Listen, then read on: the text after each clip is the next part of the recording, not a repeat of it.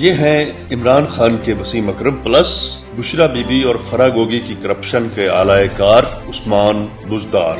پنجاب کی سیاست میں ایک بالکل نیا نام داخل ہوا، لیکن ان کی حرکتوں سے کچھ ہی عرصہ بعد سب کو سمجھ آ گیا کہ انہیں اتنے بڑے عہدے پر آخر کیوں فائز کیا گیا ہے۔ یہ کوہ سلیمان میں تحصیل ناظم رہے، جہاں انہوں نے 300 بوگس تعیناتیاں کی، جس پر مقدمہ بھی بنایا گیا۔ بعد ازاں کیس ختم کروا لیا گیا۔ وزارت اعلیٰ کے دوران عثمان بزدار نے اپنے علاقے ڈیرہ غازی خان میں سینکڑوں گھوسٹ سکول بنائے اور پھر اپنے ہی خاندان کے افراد کو وہاں ملازمتیں بانٹی، جو ملکی خزانے سے پیسے بٹورتے رہے۔ بشرا بی بی کی پسندیدہ شخصیت عثمان بزدار نے فورٹ منرو میں سرکاری اراضی پر قبضہ کیا اور بزدار ہاؤس تعمیر کروانے کے ساتھ ساتھ 2 فارم ہاؤس بھی بنوائے۔ بطور وزیر اعلیٰ 100 روپے ماہانہ انکم ٹیکس دینے والے بزدار نے 900 کنال سرکاری اراضی اپنے خاندان کے نام بھی الاٹ کی۔ 4 سالہ بھائی جعفر بھی جعل سازی سے لی گئی اراضی کا مالک بن گیا، جبکہ 413 کنال اراضی 6 ماہ کے بھائی ایوب کو الاٹ کی گئی۔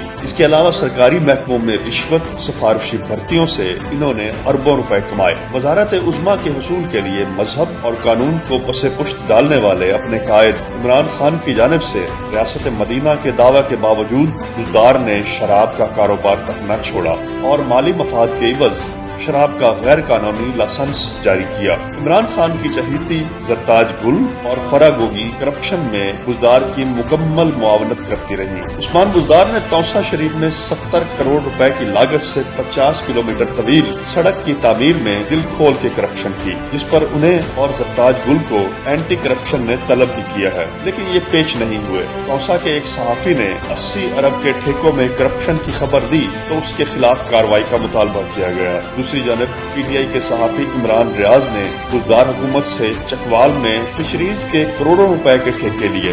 ہر طرف سے مخالفت کے باوجود ضعیف الاعتقاد عمران خان نے عثمان بزدار کو عہدے سے معزول نہ کیا، کیونکہ ان کی پیرنی بشرا بی بی کی پیش گوئی تھی کہ جس دن عثمان بزدار عہدے پر نہ رہے اس دن عمران خان کی حکومت بھی نہیں رہے گی۔ تو کیا عوام کی تقدیر یہ سنواریں گے؟